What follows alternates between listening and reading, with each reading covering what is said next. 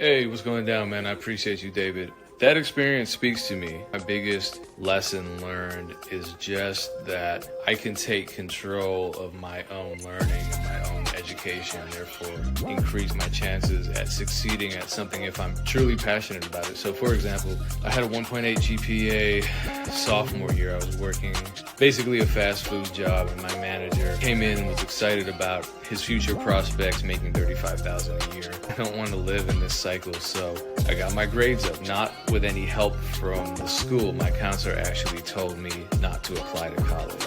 I didn't take her advice. I applied to college, somehow got into a state university. Pretty much failed my first year, but I used every resource available because I was so stubborn and dedicated and passionate about not failing, about completing my education. So I took it upon myself to use every resource available. Learned how to learn, because I don't feel like I was ever taught that in school. Kids who already know the school system and they can play it to their advantage. So ended up on the dean's list, ended up getting a master's degree. I applied all of that to the music business. My music career was similar in the regard that I had no experience in the music business. It was just something that I wanted to try. So I was so in love with music and so dedicated that I think in spite of my inexperience, in spite of me not necessarily being ready, I still attracted opportunities, and I still, I would say yes to something I had no business saying yes to. And like, you know what?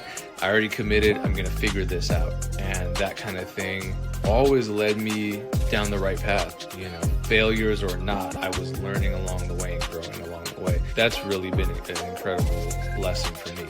Just being dedicated to something. If I'm passionate enough about it, I will take the time and energy to learn that thing, and that will guide me and that will allow me to succeed.